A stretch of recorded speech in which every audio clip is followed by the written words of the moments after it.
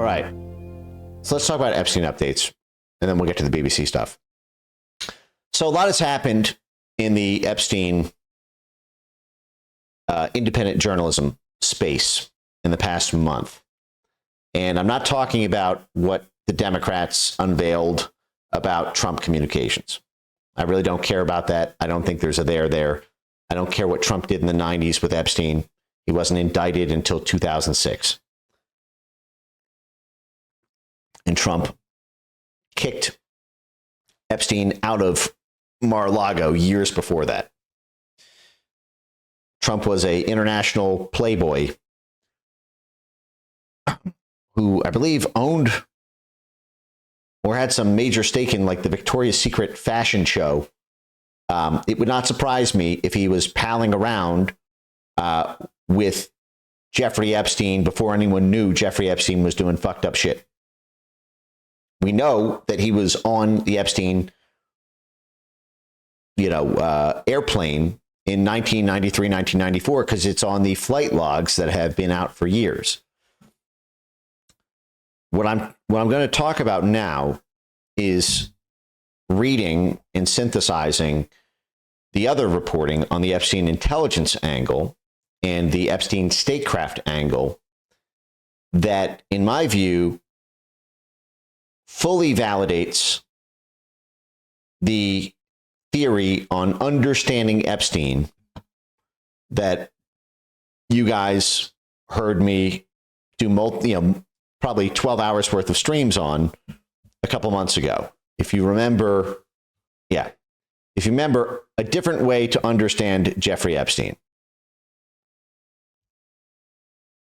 And I posited Epstein not really as a sex trafficker, even though that's a part of the story, and not really as a intelligence agent, even though that's a part of a story, but as a deal maker who occasionally works as a back channel, a liaison, a friend of the station, a point of contact for intelligence agencies to do financial transactions covertly, discreetly, as well as to secure financing for transactions that would assist a covert operation. And that the girls' side of it is because girls juice deals. And when you consider that, for example,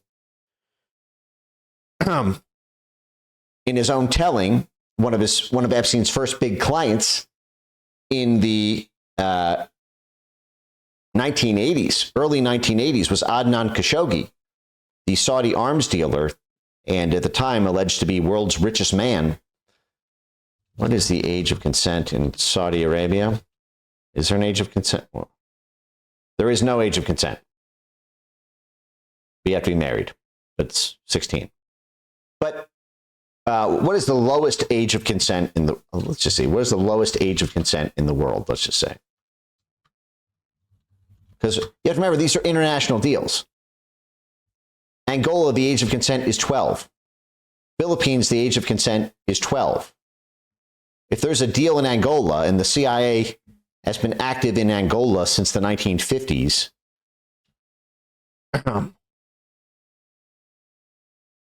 if there's a deal to be juiced in Angola, and by the way, Angola on a world map. Here's Angola. We're gonna look at Epstein's interactions in the western tip of Africa, in Cote d'Ivoire. It would not surprise me that Jeffrey Epstein would be involved with underage girls. They might not be underage in the United States, or if they're in the United States, that may be because he got in the habit of working with underage girls in foreign countries to juice deals with foreign businessmen, and then tasted the product and liked it as a distasteful and disgusting as that may be to say. But I don't primarily think of Epstein as someone whose primary, I think it's a mistake to think of him as being primarily a sex trafficker rather than as a banker and financial wheeler dealer who wheeled and dealed with intelligence agencies. And part of the wheeling and dealing involved girls juicing deals. And what did Biggie Smalls say in the 10 Rap Commandments? He violated the Biggie Smalls 10 Rap Commandments. 1, 2, 3, 4, 5, 6, 7, 8, 9. It's the 10 crack commandments. Wow. 1, 2, 3, 4. Man, can't tell me nothing about this coke. Can't tell me nothing about this crack, this weed, and my hustling niggas. Niggas on the corner, I ain't forget you niggas. My triple B niggas. 1, 2, 3, 4, 5, 6, 7, 8, 9. I've been in this game for years. It made me an animal. It's rules to this shit. I wrote me a manual, a step-by-step booklet for you to get your game on track. Not your wig pushed back. Rule number uno. Never let no one know how much dough you hold. Cause you know that try to breed jealousy, especially if that man fucked up. Get your ass stuck up. Number 2, never let them know your next move. Don't you know bad boys move in silence and violence? Take it from your highness. I done squeeze mad clips at these cats for they bricks and chips. Number 3, never trust nobody. Your mom set that ass up, properly gassed up. Hoodie the masked up. For that fast buck, she be laying in the bushes to light that ass up. Number 4, know you heard this before. Never get high on your own supply. Number 5, never sell. Okay, that's what I think, as best of an educated guess as I can muster, is what happened with Jeffrey Epstein. He saw Adnan Khashoggi wheeling and dealing in the 1980s, making hundreds of millions of dollars, juicing deals by bringing young girls to parties. He started doing the same thing and then started getting high on his own supply. He was dealing out girls to business partners to juice deals and violated Biggie Smalls' number 4 rule in the 10 Crack Commandments. He got high on his own supply. That's how I suspected he ended up in this, web of underage girls shit. But that's not the primary occupation. Primary occupation is that he was a billionaire, hedge fund money mover. Now, with that in mind, I saw all these come in and I've been downloading them in my head. But I think that Caitlin Johnson kind of described it pretty accurately when she said one of the craziest things happening right now is there's been report after report after report showing Epstein really was an Israeli intelligence operative based on publicly available documents, and yet it has no measurable impact on mainstream media or politics. Dropsite News has been doing this, these drops, and they've been calling these 100,000 Ehud Barak leaked emails from Ehud Barak's email. Ehud Barak, as we covered in our streams, was not just the prime minister of Israel in the 1990s at the same time as Bill Clinton, and a business wheeler dealer after that, but before that, he was the defense minister of Israel in charge of the Israeli army, the Israeli military. Before that, he was the head of Amman, Israeli military intelligence, which is 2 times bigger than Mossad. And before that, he was in Israeli military intelligence himself. And as we've talked about in all of our streams, Jeffrey Epstein made his come up through these Iran-Contra military intelligence networks. During the Iran-Iraq war, and in fact, at the start of Iran-Contra, who was the head of Israeli military intelligence that connected the U.S. CIA and National Security Council under Ronald Reagan on the U.S. side and the Israeli side through Adnan Khashoggi, the Saudi arms dealer, who was Jeffrey Epstein's client, who was the head of Israeli military intelligence on the other side of that, Ehud Barak. Literally at the start of Iran-Contra.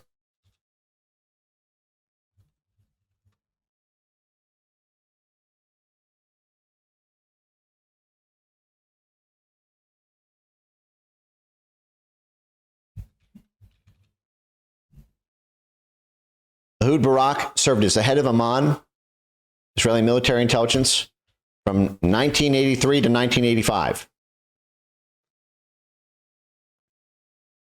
Iran-Contra was 1983 to 1987.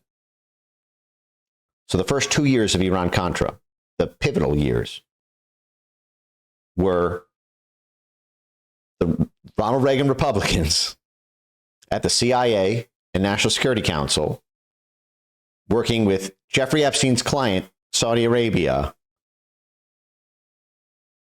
to ship arms to Ehud Barak in Israel to sell to Iran and then skim off of those proceeds to fund the Nicaraguan Contras.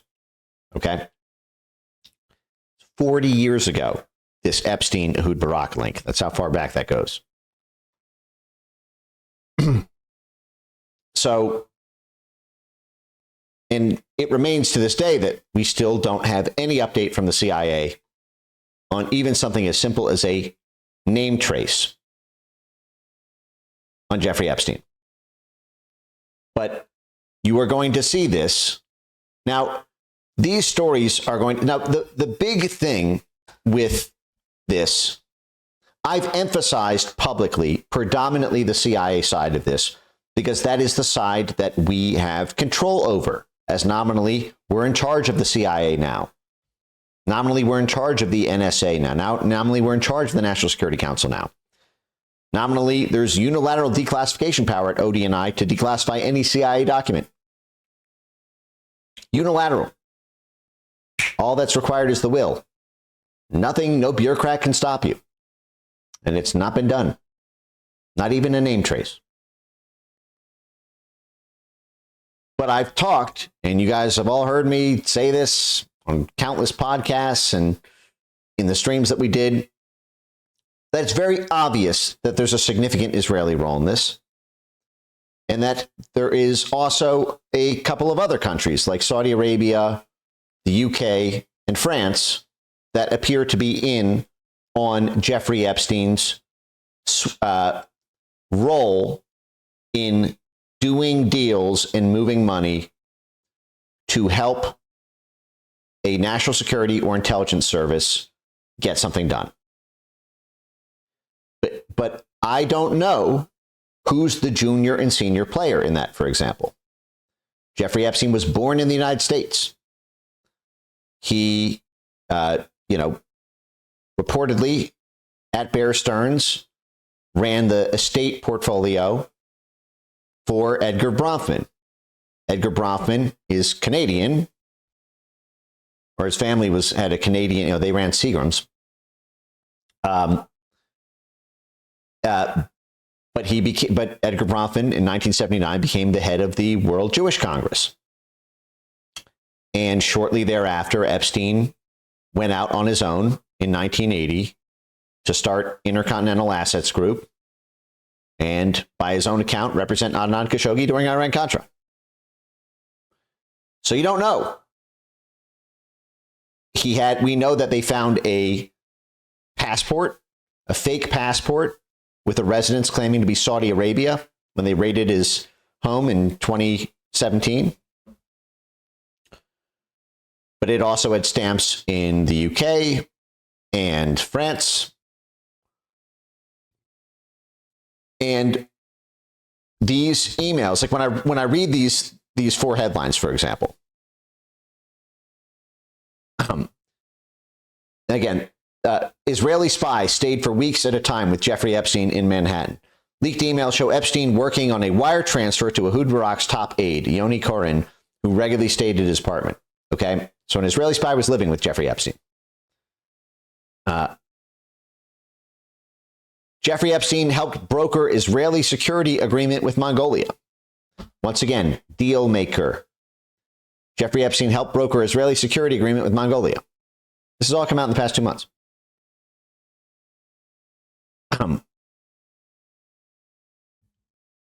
Jeffrey Epstein helped Israel build a back channel to Russia amid Syrian civil war.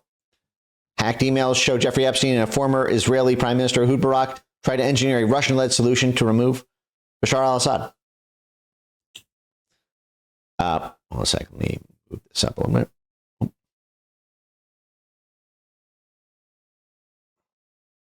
Like that, maybe. We talked about this one, helping evade U.S. sanctions on Russia, helping Israel evade U.S. sanctions on Russia after the 2014 Crimea disaster. Another one from this month. Jeffrey Epstein helped Israel sell a surveillance state to Cote d'Ivoire in Africa. Leaked emails show the details behind talks between Cote d'Ivoire and Israel, shepherded by Ehud Barak and Jeffrey Epstein. So this all looks really, really, really Israel. Really, really Israel spy state and surveillance and intelligence and military. But remember, the hacked emails here are from Ehud Barak. These were 100,000 Ehud Barak emails. They were not 100,000 Jeffrey Epstein emails. Do you get where I'm going here? It is obvious that there is some association with Israeli intelligence, formally or informally, most likely informally. And to me, it is also obvious there is some association with U.S. intelligence. That was reportedly what the prosecutor told the Trump transition team, Alex Acosta, as the reason for the sweetheart deal. There's very likely a Epstein role with British intelligence and French intelligence, Jean-Luc Bernard and those guys, and Saudi intelligence. And I don't know, as many years as I've spent studying the Epstein kaleidoscope, who the junior and senior partner at the intelligence layer Epstein is. Is U.S. intelligence the senior partner? And he also helps U.S. allied intelligence networks in Israel, Saudi Arabia, England, France. Is Israel the senior partner? And the U.S. is the junior partner, and Saudi Arabia is the junior partner. And France and the UK are junior partners. I doubt that France is a senior partner. It would be strange if Saudi Arabia was, given that Saudi Arabia is, in many respects, just a junior partner in general with U.S. statecraft. But I don't know. And just like with defamation lawsuits, I can't march into the Israeli Defense Ministry and demand declassification of all files mentioning Jeffrey Epstein. In theory, you could do that on the U.S. side here. Donald Trump, the President of the United States, has unilateral power to declassify any document. The head of the ODNI has the unilateral power to declassify any document. But the president has to see the document first, or has to know what document ID number it is, which means someone has to look for it, which means someone needs to go looking for it. And these are probably not super easy things to find after the 2017 indictment, 2019 indictment, whatever it was. But my point here is what you see is, and in this case, this is both Epstein and a former head of Israeli military intelligence and former prime minister, who were in business together through Carbine 911, I think it was Carbine 911, already acting as deal makers and brokers for the Israeli government. The question is, did they also do this on the U.S. side?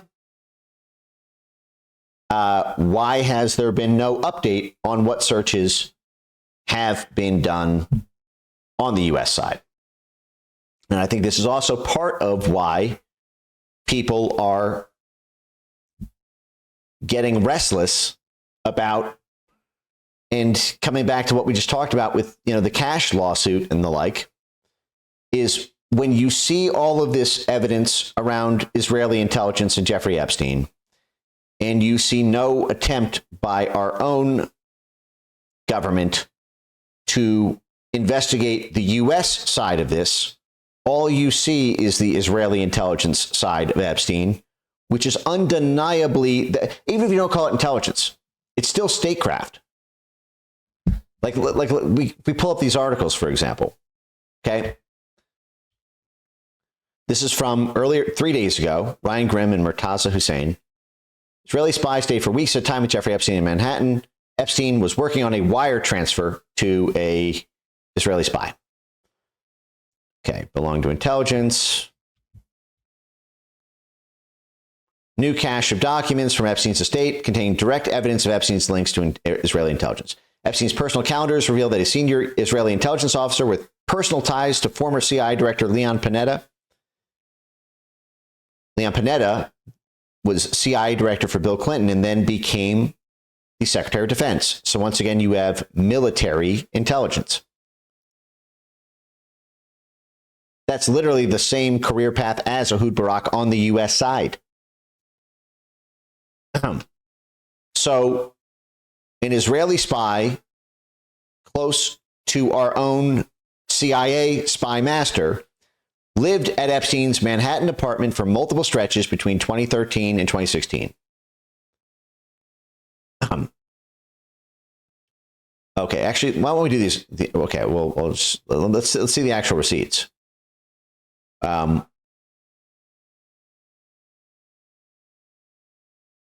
Wait, where's the actual emails? Okay, let's start here. Let's start with the first one. Jeffrey Epstein helped broker Israeli security agreement with Mongolia.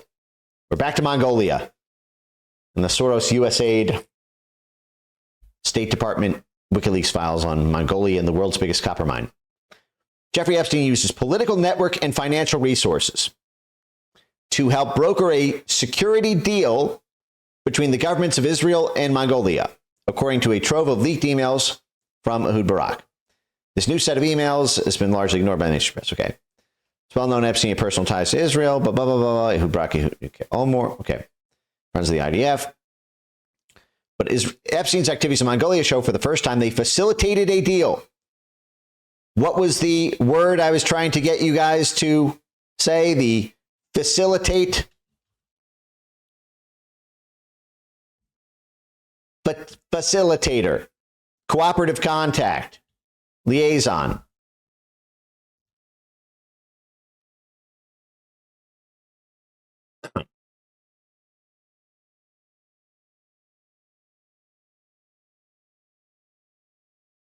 Benz was right. Benz bats 1,000. What can I say? The first time this has ever been shown, and I called it, that was his primary role. That's what he's doing with Israeli intelligence. That's what he's doing with American intelligence. That's what he's doing with Saudi intelligence. That's what he's doing with UK and French intelligence and statecraft. This is everything. Like, okay, without bang on that to it. Leaked emails were released by Handala, a pro-Palestinian hacking group with ties to Iran. Blah, blah, blah, blah, blah. Okay, messages. Okay, blah, blah, blah, blah. Here you go. Okay. Barak's visit to Mongolia aligned with a visit by Terj Larson, president of the International Peace Institute. Oh, we're back to the peace institutes. Multilateral diplomacy. both members of Epstein's inner circle, key mediator of the Oslo Accords. Remember, I literally talked about how this is where the CIA should look. This is during the Clinton presidency. You guys remember when I said that? I literally had a slide, I think, on the Oslo Accords. The Oslo Accords were when Bill Clinton was president, and Jeffrey Epstein visited the Bill Clinton White House 17 times, and Ehud Barak was prime minister of Israel. And Clinton was doing these like special economic zones for like Middle East, North African countries for Israeli companies. So I believe there's a very high likelihood that Jeffrey Epstein was a middleman between the Clinton presidency and the Ehud Barak prime ministership to facilitate deals that came out of diplomatic agreements between the U.S. and Israel at that time.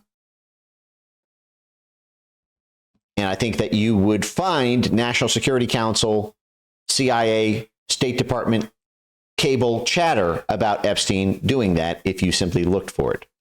But let's go this. But this is yet another data point on that. Okay, before Barak left government, at least by 2010, the informal back channel, scheduling meetings, sharing articles in international diplomacy. Okay, internationally recognized experts who could facilitate foreign investment in key industries in Mongolia. Exactly. This is what I've been saying. Facilitating deals. I literally gave this example. Remember the Bruce Rappaport example that we went over? The stream we did on Bruce Rappaport, the Swiss financial mogul with close ties to Israeli intelligence, who was tasked to secretly secure an agreement with the Israeli government not to attack a pipeline, an Iraqi pipeline that would run close to Israel's border so that Bechtel could get $1 billion contract from Saddam Hussein. And the National Security Council demanded that the Development Finance Corporation, the overseas, development predecessor, to fund this deal, and they didn't want to do it because they didn't trust Bruce Rappaport because he was a shady guy. And the National Security Council told them to do it.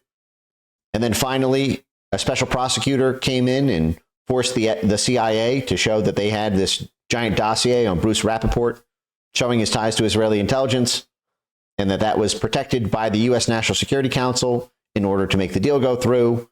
And there was a secret agreement reached between Bruce Rappaport, the facilitator and financer, and the Israeli government, where Israel would get a 30% rev share on the Iraqi pipeline in exchange for a promise not to attack it. With the idea being that with that in hand, Bechtel would get the $1 billion deal. So the U.S. would make money. A U.S. company would construct the pipeline to get $1 billion in GDP. Israel gets its cut, and it's juiced by Bruce Rappaport, who's the intermediary between them. And that's how I think you should understand Jeffrey Epstein. And it's literally what I laid out coming out in the news. Tomorrow's news today. All right, let's see. Boom, where were we? Okay, massive natural resources, mining and metals. Okay, here you go. Here are the emails. From Jeffrey Epstein, Jeffrey E. Epstein, vacation@gmail.com. Shall we meet at your place for a overview? Okay, I believe this is a good idea. International Advisory Team, beacon of democracy. That's interesting. I wonder if, this was Soros land. Soros was mining in metals in Mongolia, as we covered in 2006. This is only 7 years later. I wonder if Rio Tinto is involved in this, the British mining company. I wonder if Jeffrey Epstein has any ties to Rio Tinto. I'll make a note of that. Jeffrey Epstein ties to Rio Tinto mining and metals.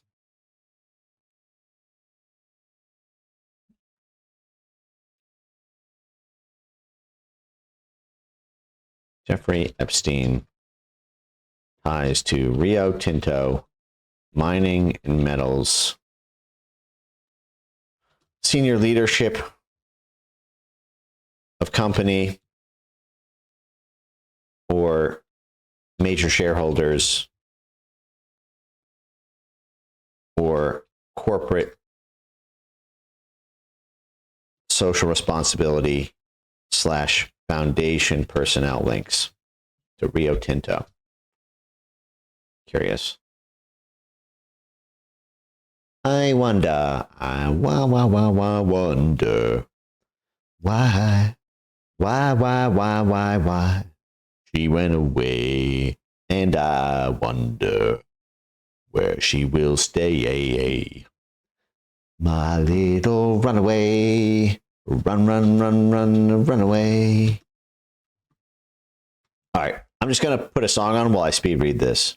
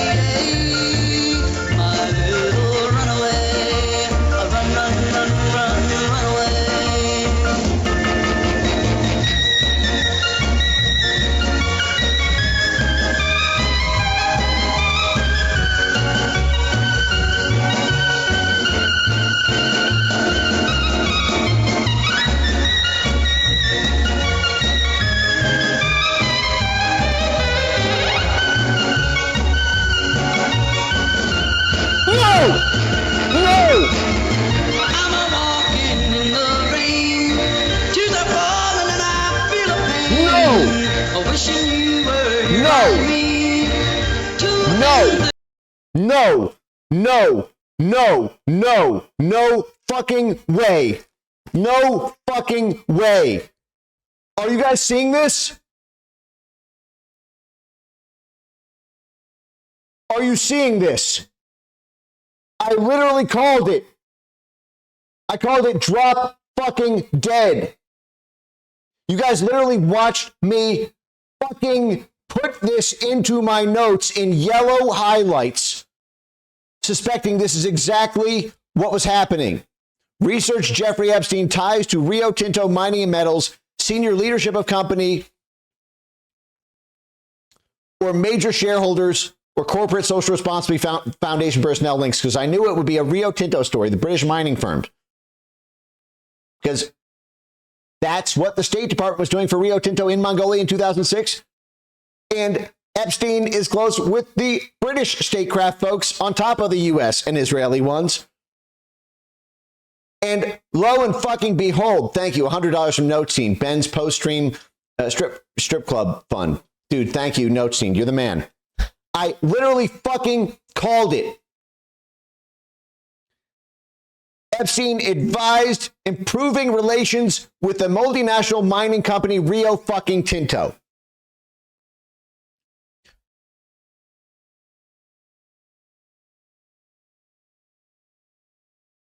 Or is that Larry Summers? But still the same thing. It's the same group.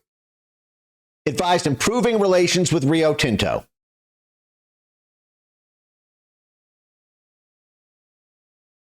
George fucking Soros's major Mongolia investment that had the backing of USAID and the US State Department, per the WikiLeaks files we went over,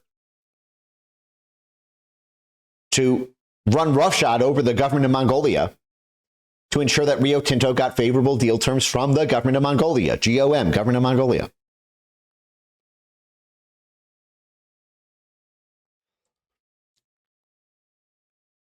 How am I the only person who put this together with Epstein? I don't understand this. I am not a professional Jeffrey Epstein researcher, okay?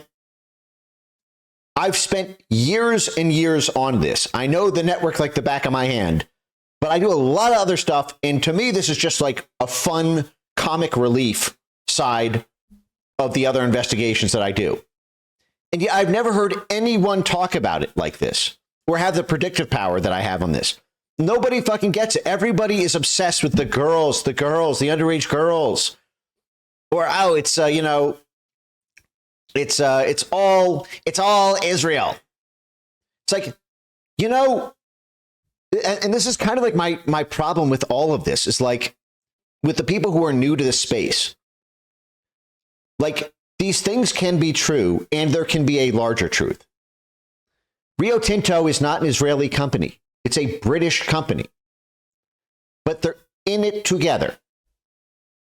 And I don't know who the junior and senior partner is on this.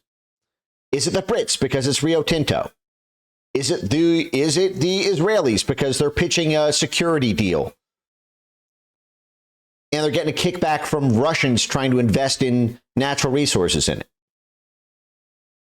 Is it the Americans because one of the major shareholders in Rio Tinto is George Soros and his connections to the U.S. State Department and the largest funder of the American government, the biggest funder of the Democrat Party, which was in power in 2013 during this time. But people get so myopically fixated on like their beat. You know what I mean? Like my beat is like, stopping child sex trafficking. And then everything in Epstein becomes that. Or my beat is like Israeli government malfeasance. And so everything in Epstein becomes that. And so like, I imagine, like I'm trying to think of other people who are like in this space who would see this sentence and be like, "Oh, that's probably not important. Rio Tinto, what the fuck is that? Probably not important." And they have no predictive power. They get so sucked into their own, like, they look into the Jeffrey Epstein Rorschach ink blot test, and they see what they hope to see because it would be good for their beat if it was true. And they don't look at it for what it just plainly is.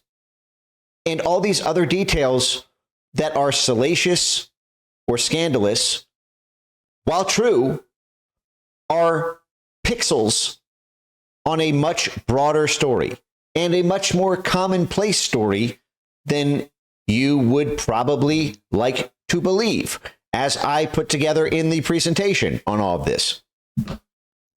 Here, high-level cooperating contacts. CIA, Israel, Saudi Arabia, France, UK, and let me show you. I mean, and we've been over this, but hold on a second. Okay, here is a list. One second. Like, okay, so let's just take Bruce Rappaport as an example. Okay. 1970s, 1980s timeline as a globe-trotting money fixer. Lived for 90 years. Shipping king to oil fixer. Rappaport parlayed Israeli shipping links into a tanker leasing empire that latched onto Indonesia's oil boom. That's literally the same thing, except substitute metals for tanking and substitute Mongolia for Indonesia. The covert angle is that Western banks were refinancing this company with $10 billion of debt to help this Cold War anti-Soviet alignment. Building a Swiss Caribbean banking hub. Intermaritime's relaxed due diligence made attractive to BCCI, the CIA Israeli Saudi intelligence bank. When BCCI treasurer Alfred Hartman quietly joined Intermaritime's board, the Senate concluded the move linked the CIA's favorite foreign bank to a U.S. gateway it could influence. So you have, through Bruce Rappaport, a deal maker who is parlaying deals that help Israeli commercial interests that align with a U.S. Cold War activity.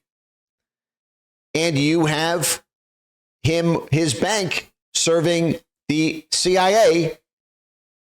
So Bruce Rappaport is a Swiss guy who is a financier who is helping both U.S. and Israeli intelligence.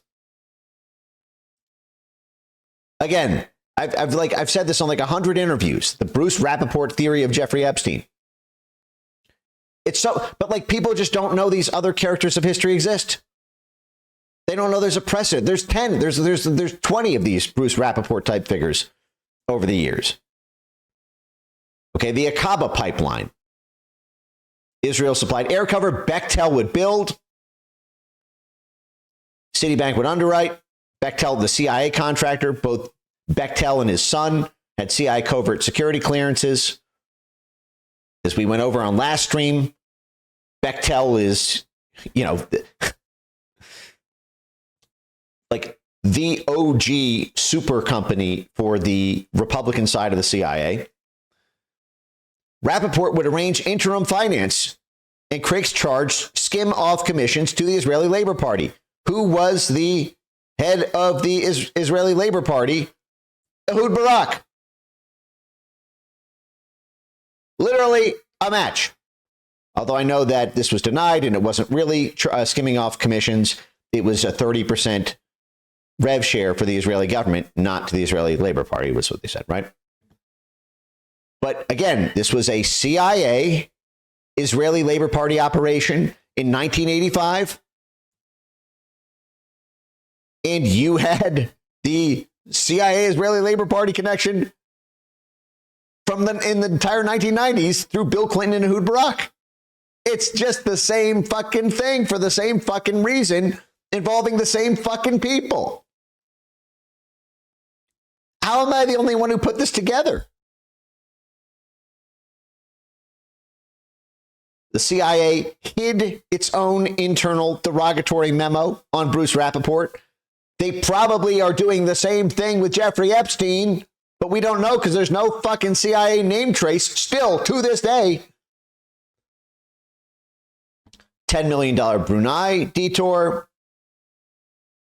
The mystery Swiss magnate. International man of mystery, Bruce Rappaport was, just like Jeffrey Epstein. Controlling offshore bank accounts, just like Jeffrey Epstein. Swiss American Bank. So just substitute U.S. Virgin Islands for Switzerland. Shadow banker to Langley. Multiple press accounts record Bruce Rappaport as a personal friend of CIA Director William Casey. Who was Jeffrey Epstein the personal friend of? CIA Director Bill Burns.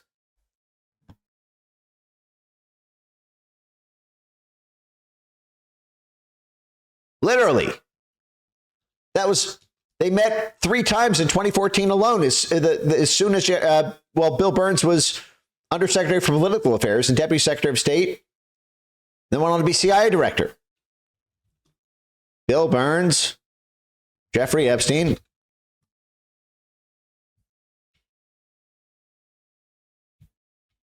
Literally, it's just the Bruce Rappaport theory. That's all it is. Jeffrey Epstein is just Bruce Rappaport with girls to help juice deals. Biden CIA director met with Jeffrey Epstein multiple times. 3 times, I think, in 2014 alone. And we saw in 2017 they were trading emails, probably had a lot more. Same thing.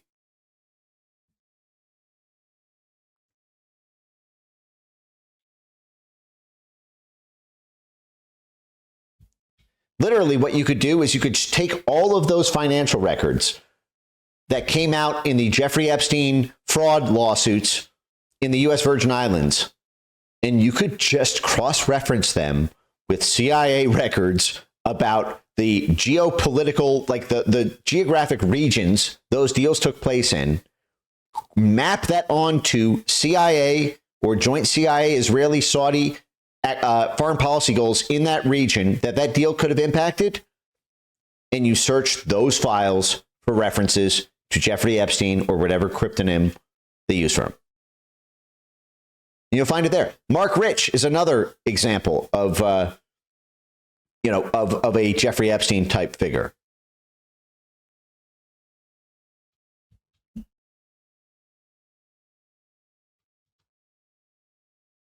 Was doing the same thing, joint kind of, U.S., Israel.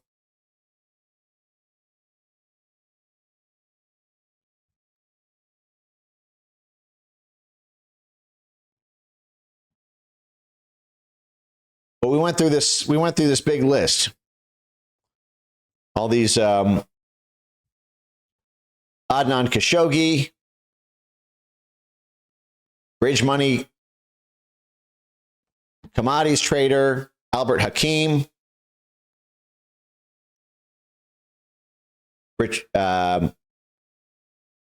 Hank Greenberg is another one of these type figures. Bernie Houghton, the Nugan Hand guy. This one's a really clean example of an Epstein-like guy, the BCCI guy. But we covered this all. Literally, just facilitator. Give me a list of 20 American bankers who worked as cooperative contacts, liaisons, or facilitators with the CIA as brokers or fixers for financing of CIA-backed covert action. Tell me the role each of these 20 American bankers played in the CIA-backed scheme.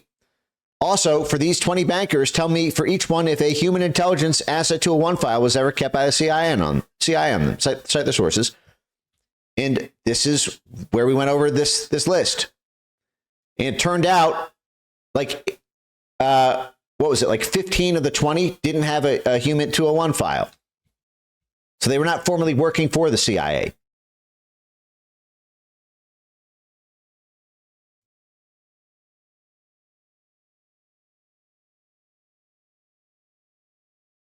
It's so obvious. And if that was widely understood, it would help people within the administration know where to look within their own files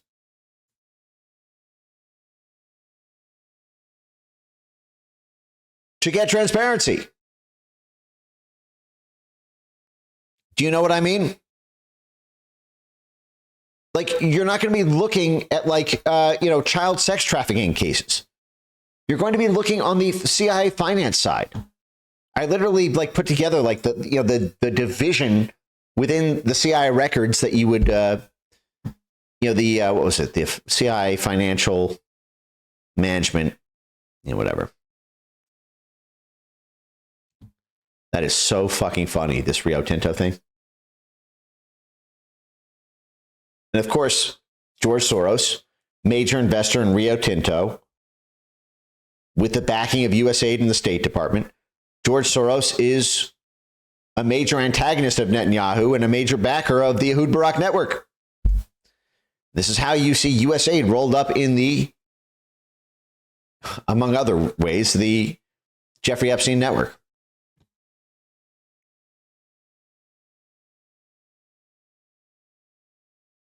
Okay, Carbine 911. Do the others? Cote d'Ivoire. Let's see Cote d'Ivoire. Boy, that is so funny, the Rio Tinto thing, huh? Okay. Let's see Cote d'Ivoire. Just going to scan this. Okay.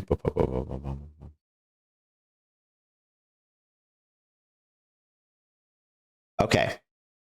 Yeah. And here you go. Here we're going to get the French intelligence side. Okay. So, right. Because Cote d'Ivoire is basically like French colony, right? Or at least it was until the French got kicked out by the Russian-backed African warlords in Cote d'Ivoire last year, right? So this is where you're going to get the Jean-Luc Brunel side of this. This is so... Don't you guys get it? Don't you get it? Do you remember how I mentioned, it's going to... U.S., Israel, Saudi Arabia, UK, and France. What you had in Mongolia was U.S. and Israel helping a UK national champion, Rio Tinto, while making their own cut of profits along the way. What you're going to see in the Cote d'Ivoire story is going to be the U.S. and Israel helping their own interests, teaming up with France because of the French grip on Cote d'Ivoire. And so they're going to want to get their cut facilitating French and, U.S. and Israeli interlocutors. And Jeffrey Epstein is going to be corralling these cats or facilitating because he's going to know the French people. He's going to know the Israeli people. He's going to know the U.S. people. Yes. Okay. So it's 2012. The new president of Cote d'Ivoire was a career economist at the International Monetary Fund. They always do this. It's like the new head of the post-coup government in Bangladesh that we'll get to is a former World Bank guy.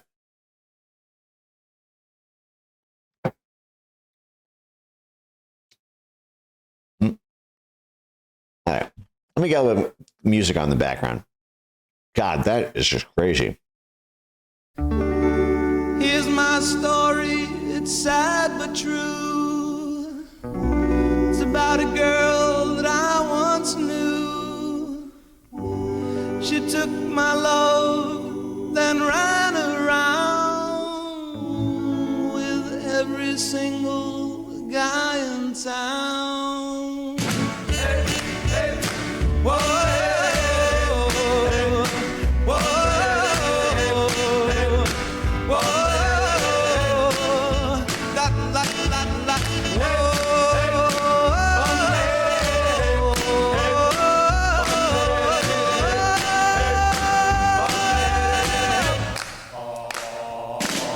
yeah, my good, I known it from the very start. This girl will leave me with a broken heart. Listen, people, what I'm telling you, I keep away from a runaround Sue. Yeah, I miss her lips and a smile on her face, the touch of her hand and this girl's warm embrace. So if you don't want to cry like I do, I keep away from a runaround Sue. Whoa.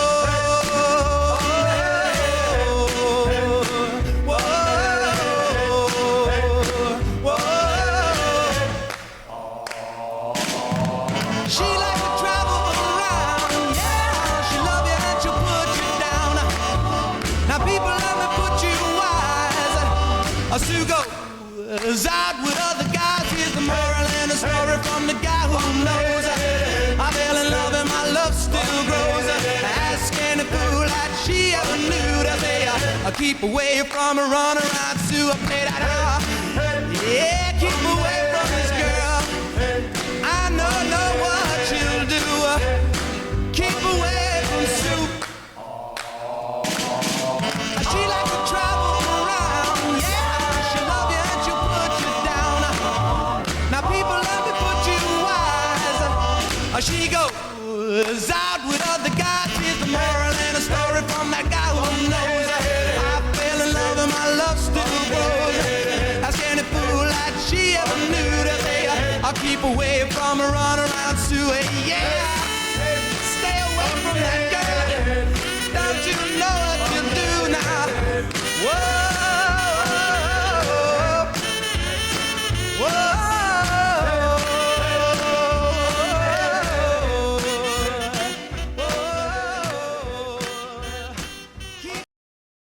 Let's keep going with the oldies. Oh, wow, sure you are.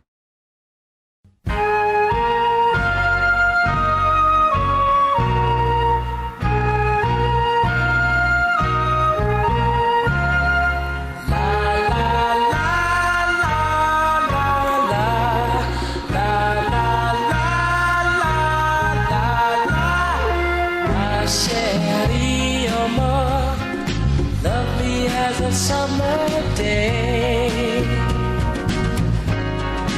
my chérie amour, distant as the Milky Way.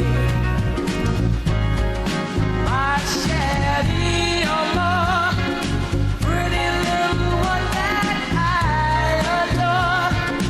You're the only girl my heart beats for. I wish that you were in a cafe, or sometimes on a crowded street. I I've been near you, but you never noticed me.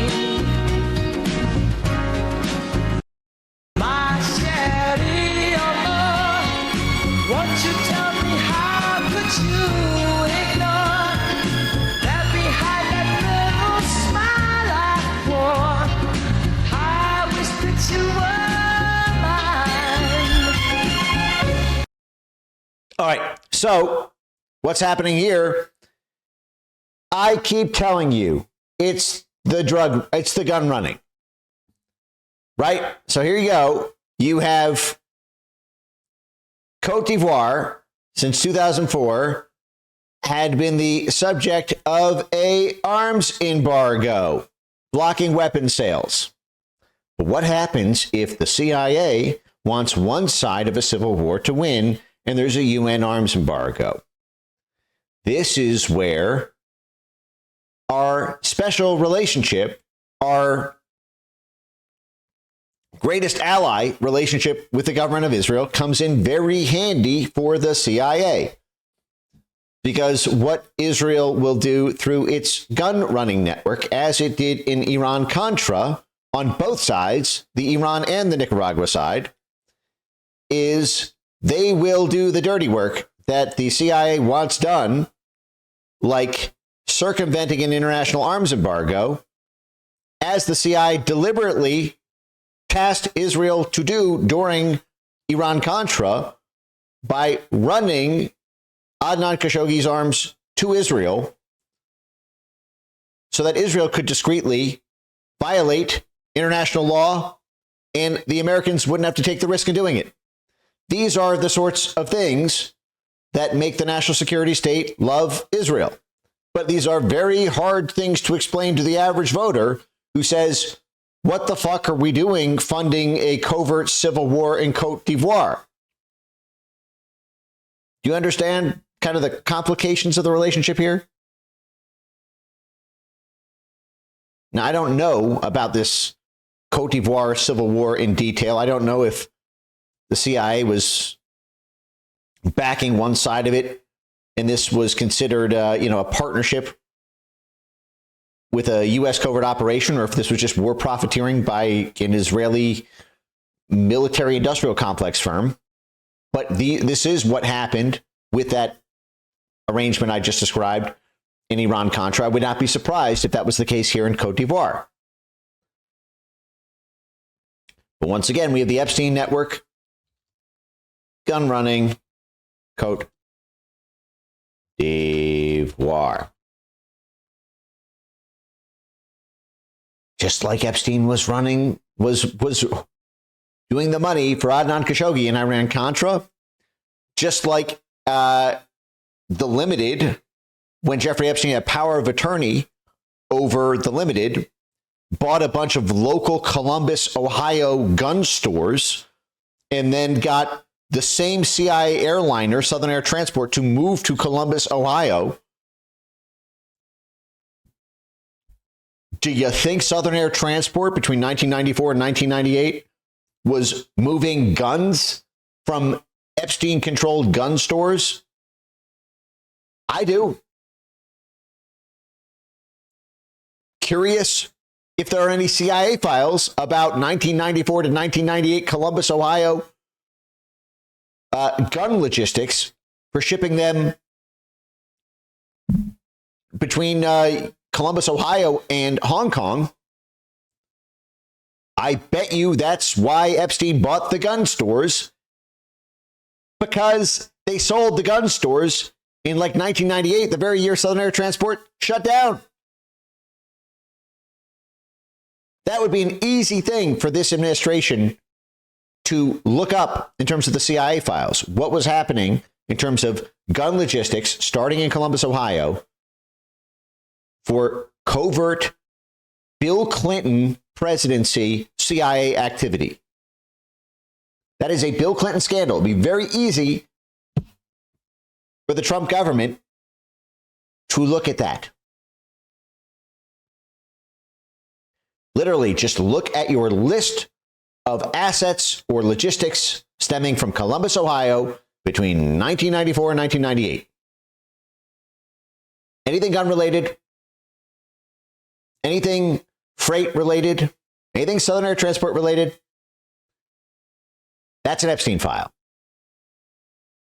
You think it's none of that after just doing Iran-Contra and then going on to do all this? You think this was just like a gap in his resume? No fucking way. Easy to do, but easy to not do if you don't have the masses calling for you to do it.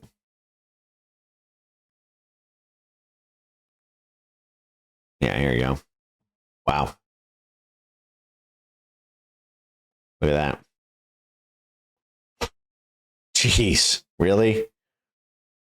They put Israel Military Industries on the friggin' box of the gun box? That feels a little too on the nose. I don't know. Would you do that? I feel like if you're trying to smuggle illegal guns in an arms embargo, you know, you put the name of a government you want to blame if you get caught, right? This is like Pocket Putin 101. If the CIA is going to hack a corporate server or a foreign nation state, you probably want to leave like a VPN network trace indicating the Russians did it in case you get caught. I don't know. Maybe that's just me. Okay, Israeli arms manufacturer. Spain is a major hub for that during Operation Gladio. Also, Spain, I think, was where Sheldon Adelson was spying on Julian Assange, right? Or the Spanish security firm. I wonder if they're related.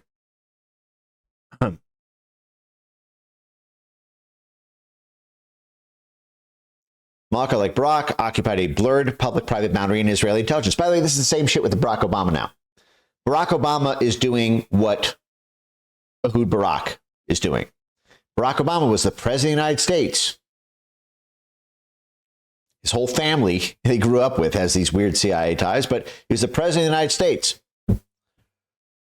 And what's he doing now? He's like, through the Obama Foundation, he's doing like shadow statecraft. He's like trying to overthrow the government of Hungary and trying to topple the right-wing populist party in Poland, like very explicitly on Twitter.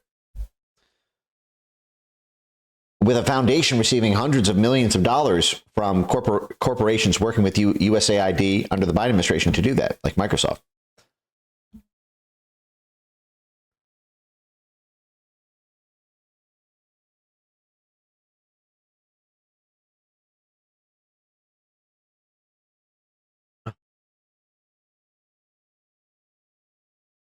Leave it. Okay. Okay. Yeah. So we're back to this arms and military wheeling dealing. Exactly what you would expect since Epstein first got in the business in 1981.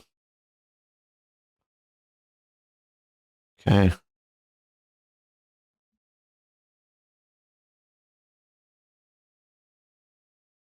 Torre. Okay. Boom, boom, boom, boom, boom, boom, boom, boom.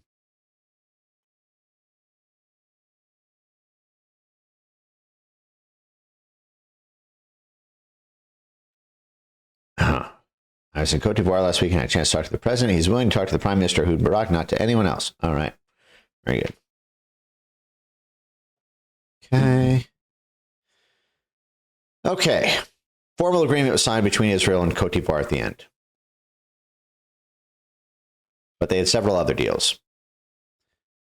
In August 2014, Doran Cohen emailed Barak with an update.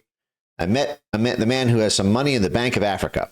Very interesting, very generous offer. Let's talk. Who is the man who has money in Africa and what does he offer?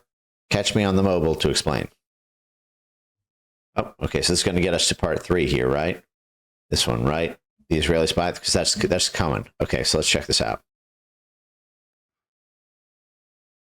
All right. Yoni Cohen made his intelligence career in covert operations alongside the Mossad, remained a lieutenant colonel after he left the intelligence directorate, stayed in Epstein's apartment for 2 weeks in October 2014. Isn't that exactly when Epstein was meeting with Bill Burns in 2014? Let's see. Bill Burns, Jeffrey Epstein, 2014 meetings.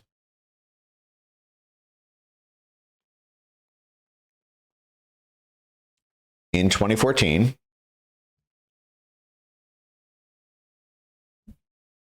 scheduled meetings, October 20. Okay, so he stepped down from the State Department in October 2014 to become president of the Carnegie Endowment for National Peace, as we've covered many times.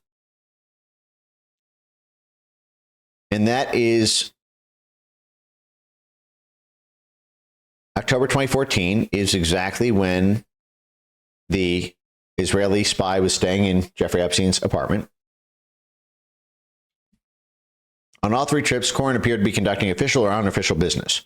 The Times of Israel article from late January 2013, a few weeks before Cohen's first documented stay, identifies him as still actively serving as the bureau chief for the Israeli Ministry of Defense that month. Oh, my God. All right. Yeah.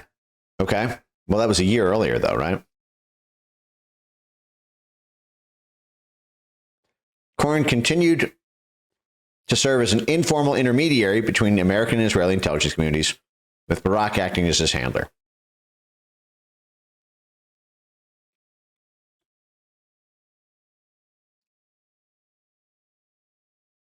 Cohen was active in Epstein and Barak's efforts to source cybersecurity startups from technology research units of Iman, Israeli military intelligence. In February 2015, leaked emails show Barak sending Epstein Ehud Barak sending Epstein bank details for funds to be wired to Cohen's Citibank account. The purpose of the wire transfer is not known. Can't confirm if the funds were actually successfully sent. The bank transfer was followed by an unusually cryptic communication between Barak and Cohen regarding handoff of a physical bank card. What the fuck? So the former head of Israeli military intelligence and the former prime minister of Israel sends bank details for Jeffrey Epstein to quietly send money using a physical bank card to a current Israeli spy. While Jeffrey Epstein is meeting with the Undersecretary for Political Affairs, the CIA branch of the U.S. State Department, who goes on to be the head of the CIA. Cohen helped arrange a private tour of the White House and Pentagon for Ehud Barak and his grandchildren. The Pentagon trip was coordinated by Jeremy Bash, former chief of staff of the CIA and the DOD, and the ex-husband of CNN host Dana Bash.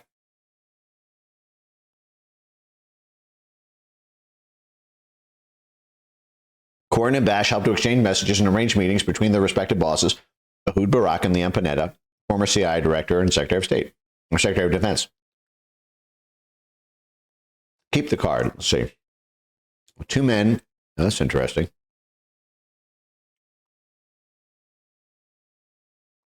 According to hacked emails, Barak arranged an urgent appointment with Epstein on February 20th, 2015. Oh, that's interesting.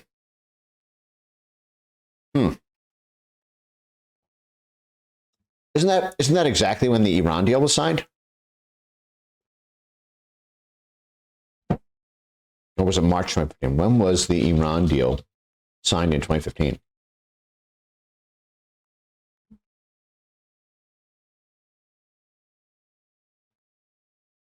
April 2015. Interesting. That was a major moment.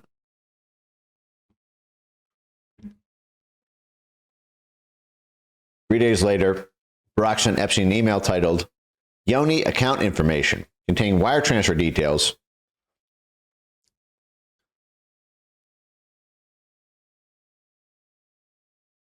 purpose is not known.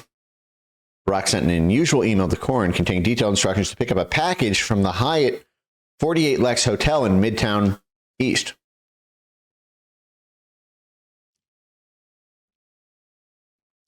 48 Lexington.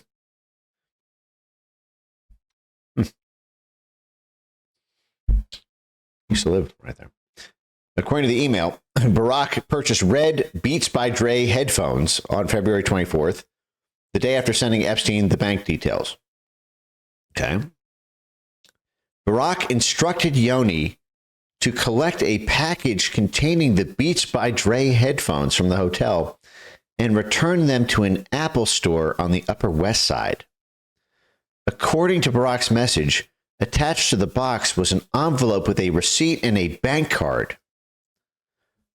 Barak wrote to Corin, to get a refund in cash, you'll need the card. Email me when you collect it. Huh. Very strange.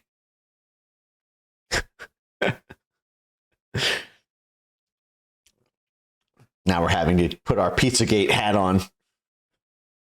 Someone left a handkerchief here that appears to be pizza related. What the mystery Beats by Dre headphones? What could it be? With a bank card attached. It was in English across hundreds of emails exchanged between Barak and Corin. The two men communicated almost exclusively in Hebrew. It was also unheard of for Barak to request Yoni to refund a mundane errand. After purchasing the headphones and leaving, Barak was scheduled to leave the country. Corin seemed to immediately understand Barak's request, and he agreed, writing back in Hebrew, "No problem. What's her name?" Barak replied with a woman's name, Rachel Levin. What does that do with the returning? I need to return some videotapes. Okay, so this is clearly code, right? At least that's what they're getting at.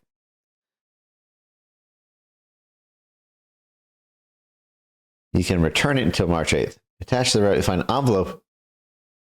You'll find my credit card, which made the payment. Interesting.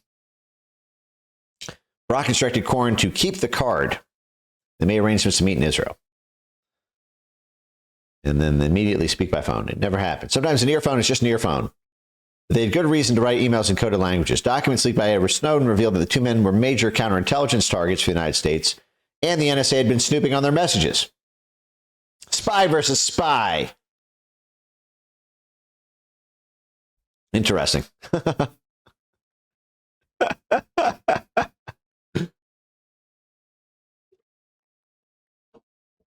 Wow. All right. Corin's intelligence career began in the research division of Amman. I'm just a simple researcher for Israeli military intelligence. Just a researcher. Becoming a senior officer, 1985, he worked on a covert campaign with Mossad to help Syrian intelligence kidnap PLO operatives traveling from Cyprus to Lebanon. This is midway through Iran-Contra. Oh, rise and kill first. Very interesting, bud. Okay, so Corin became his bureau chief. Colin Powell, Joint Chiefs. After Barak's retirement, Corin was a covert fixer in Washington who enjoyed special access to senior national security figures like Leon Panetta, Jeremy Bash. Was Barak's U.S. equivalent? Yeah. Since Barak left the Israeli government, Corin became the go-to for Barak and American and Israeli intelligence communities. Yep. Makes sense. Arab Spring. Always an Arab Spring connection. Okay, private meeting with Larry Ellison. It's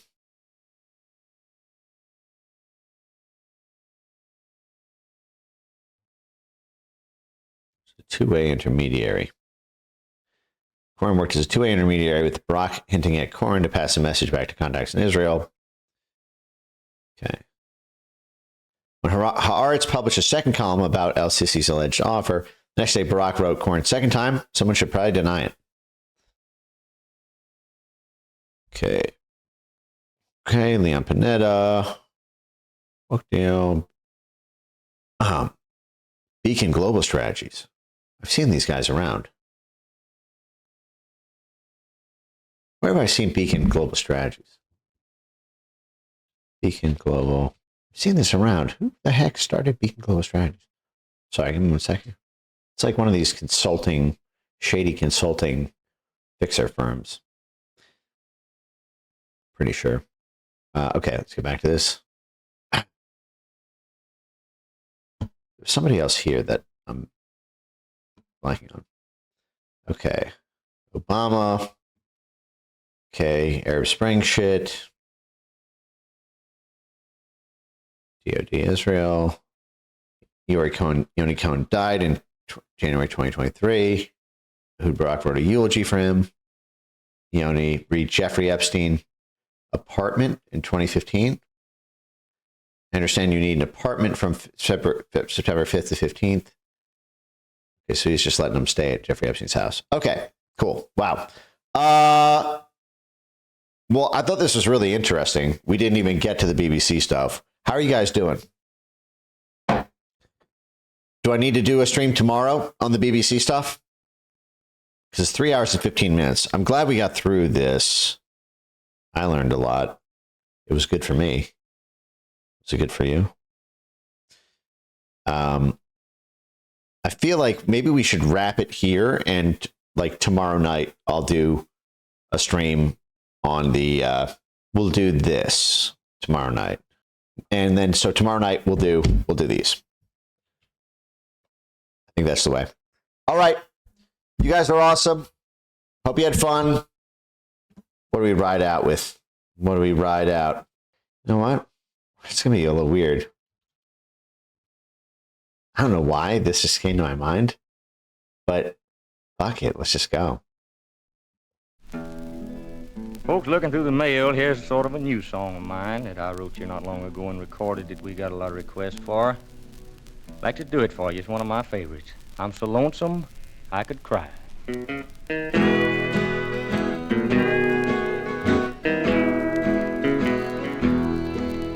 Hear that lonesome whippoorwill. He sounds too blue to fly. The midnight train is whining low, and I'm so lonesome I could cry. I've never seen a night so long when time goes crawling by. The moon just went behind the clouds to hide its face and cry.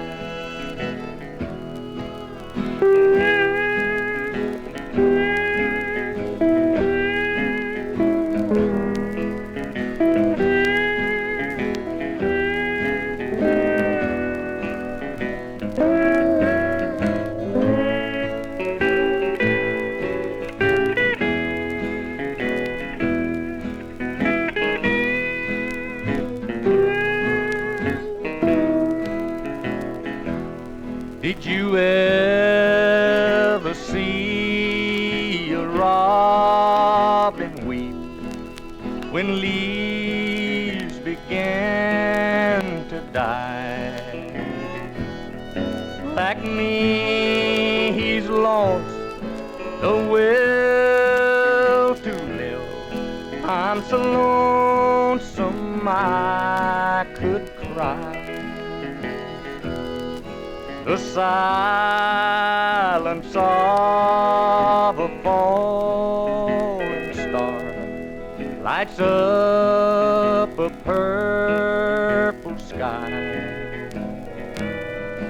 And as I wonder where you are, I'm so lonesome I could cry.